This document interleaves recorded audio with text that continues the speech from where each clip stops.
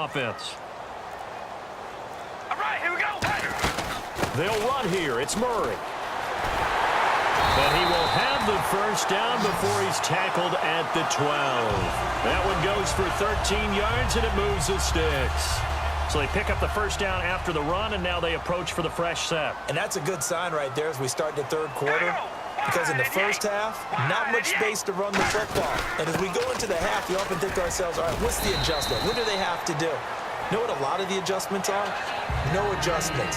You know the game plan, been working on it all week. Maybe a little tweak here or there, a little bit better blocking, and now you're establishing the running game. All right, here we go. Wide and yay. Oh, baby, alert, alert. On second down, here's Carr. That's caught at the 3. And he'll be brought down here at the 3-yard line. Call it a gain of 3. And that'll make it 3rd and 1. And quickly, they get to the line. Here we go. Red 18. That's red 18. On third down, Murray. And he won't have the touchdown, but he will have the first down as he's tackled at the 2. Everyone understood their role on that play. 3rd and 1. You know the defensive guys, they're trying to get down and get low and get leverage on the offensive lineman, but they didn't allow that to happen. They created a crease and allowed him to get through for a first down. They come out here in the I. Wide and yay. Wide and yay. They'll send one of those 2 tight ends in motion. Now they'll run. Murray. And he is going to lose yardage here. And that's a loss of 7 on the first down play. Well, anytime it's a toss or a pitch play, it's a battle for the edges. Who's going to control the edge of the line of scrimmage? In other words, can the defensive guys hold their leverage? What we were always taught was keep your outside arm or outside shoulder free if you were playing on the play side, meaning the ball coming towards you, and anyone coming from the backside, they're pinching down and sliding down towards it to try and keep people kind of locked into one spot. And boy, what a great defensive play there. Weren't out leverage, running to the football from the inside out, turned into a big loss of yardage. Normally, he's pretty reliable. Usually catches what's thrown to him. On that play, he simply dropped it.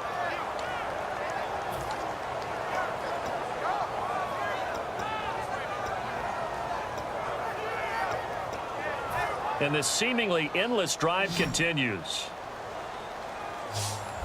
Oh, baby, alert, alert. All right, here we go. Carr now on 3rd and goal.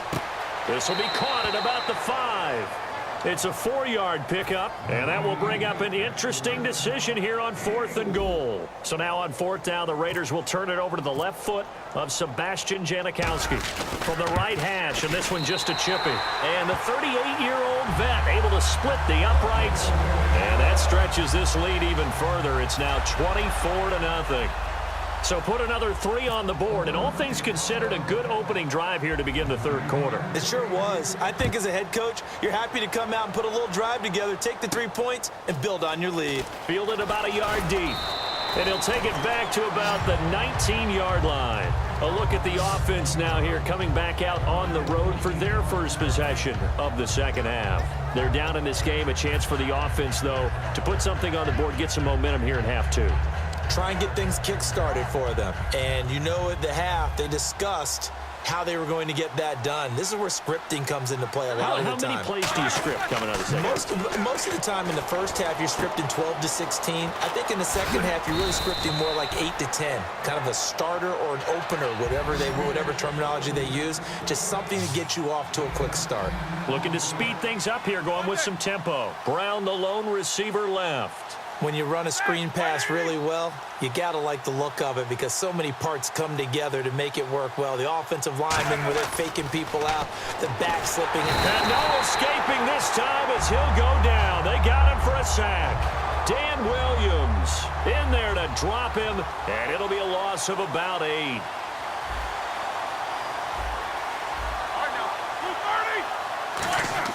On 3rd down, Roethlisberger. And this is going to be incomplete. He was looking to hit his running back, Le'Veon Bell, that time. And that's going to bring up a 4th down.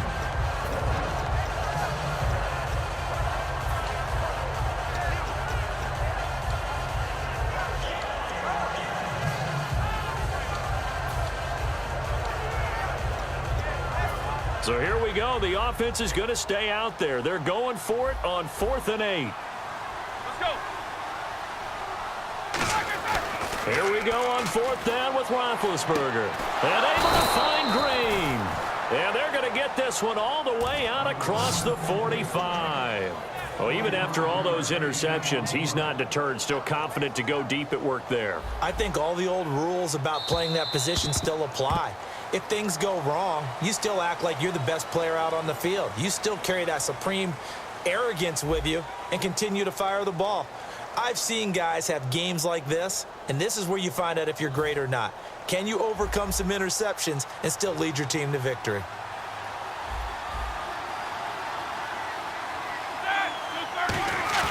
Now a play fake here on 1st down. And he couldn't hang on. Would have been their 4th pick of the game. Instead, 2nd down. Well, an incomplete pass certainly doesn't look like a good play. For the guy throwing it today, as many interceptions he's thrown, he's got to feel a sigh of relief that the ball actually hit the ground and didn't go in the other direction. Two. Ready? Alert.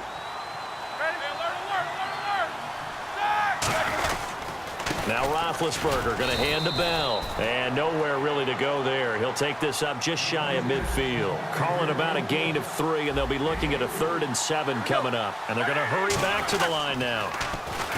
Now Roethlisberger to throw. And incomplete here on 3rd down. Marcus Wheaton was the one he was looking for. And that's going to make it 4th down. We know it's not an easy job to go out and catch passes when people are trying to tackle you and knock the ball away. But the bottom line is, that's a pass he's got to have and a pass he should have caught. A critical one here if they're going to have any shot at this thing. So they'll go for it on 4th down. Here we go. It's Roethlisberger on 4th down. And he locates Wheaton complete. 12 yards is the pickup there. And on 4th down, they're able to convert and move the sticks. Well, it all came together on that one, didn't it? Big-time throw on 4th. Now, that had to feel good, didn't it? Taking that type of a gamble there and making it pay off. What a throw. And tough as a receiver because no matter how perfect the pass, you know it's 4th down and you got to convert. A little bit of extra pressure, but he overcame it. Tremendous coverage there. Just did not catch the football and complete the interception. But what do they say all the time? If he had really good hands, he'd be playing offense. Here we go. 30. 2nd and 10. It's Roethlisberger once more. A screen to Bell. And he'll work it inside the 30 to the 29-yard line. Give him 10 yards on the pickup, and they'll be faced with a 3rd and inches. They're going to hurry back to the line now.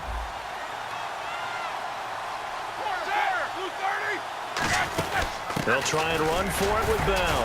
And he's able to pick up the 1st down here before he goes down at the 26. I always appreciate runners who understand situations. That was just 3rd and inches. No reason to dance around in the backfield and try and break off a bigger play. Just go pick up the 1st down, and that's exactly what he did. They'll throw on 1st down with Roethlisberger. That is caught right at the 10-yard line. 18 yards there, and it'll be a 1st and goal. And a really long drive here, and it goes on and on.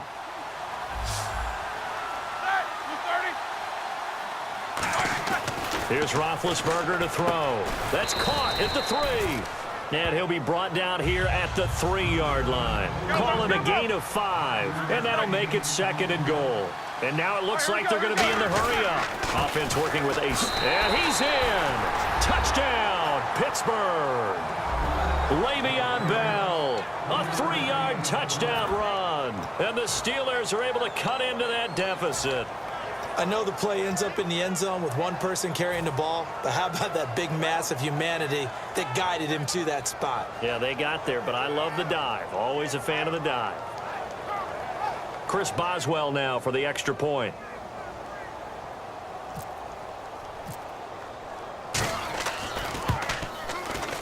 Whoa! He just yanked that one well to the left and no good.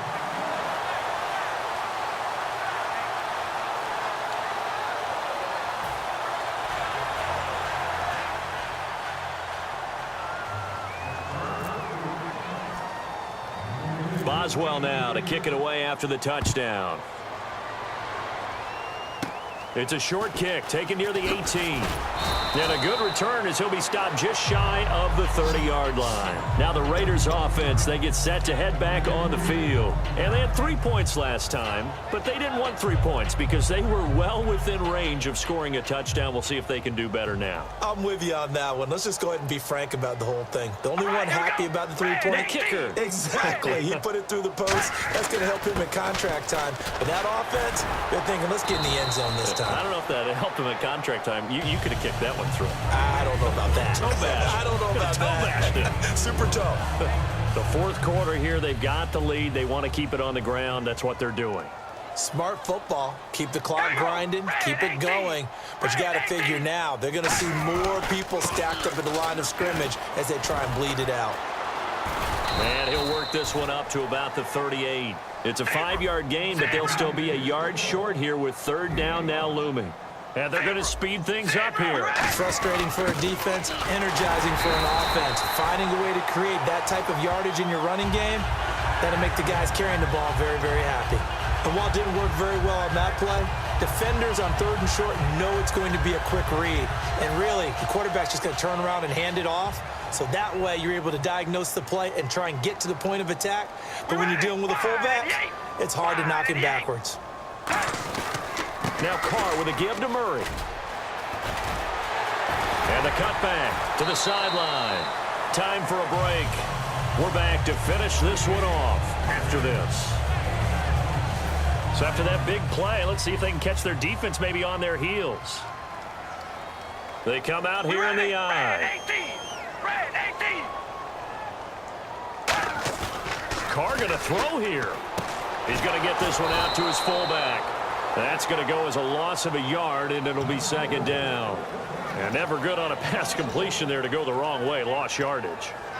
No, for some reason, it seems to work better when you throw it downfield or you can move the ball downfield running it that way, doesn't it? But in this case, if you're the defensive guys, you're energized, executed well, and you caused a lost yardage play. That's going to feel good and look great in film. And he will cross the 30 down to the 29-yard line. 4 yards on the pickup there as they get it back to a more manageable 3rd and 7. But you've got to give kudos to your offensive line and the guy carrying the ball because they were in a 2nd and long situation. It seemed pretty dire, but they brought it back to 3rd and manageable with that run.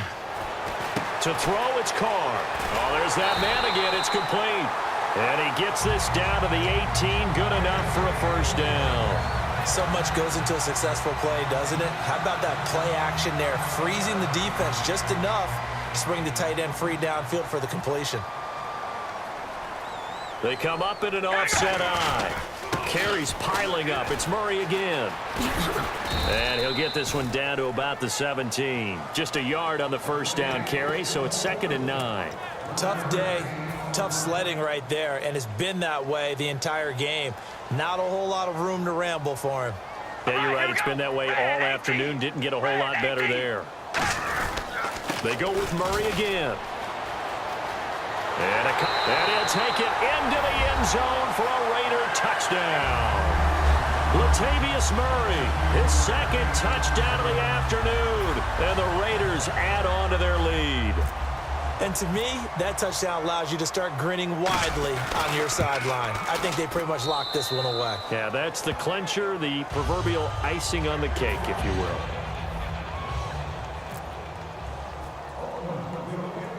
Now Janikowski following the score. He'll boot this one away. On the return, here's Justin Gilbert.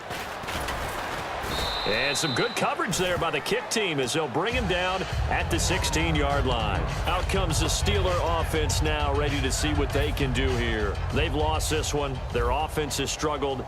Do they try to put together something here at the end just to take into next week? Yeah, sometimes teams want to do that and coaches want to. I remember one time I was on a team and we were losing late in the game like this, and you knew it was lost. It was over, right? And the coach called a running play and pretty much said to everyone, I want to see something executed well before we get out of here. And that was the message to the team. Just something to build on. Just something to build on, get it done, and maybe we can look at that and say, we'll get better as we go forward. And this is one of those, Charles, as broadcasters, we dread a little bit. We had to go deep into the stat sheets and notebooks to find stuff that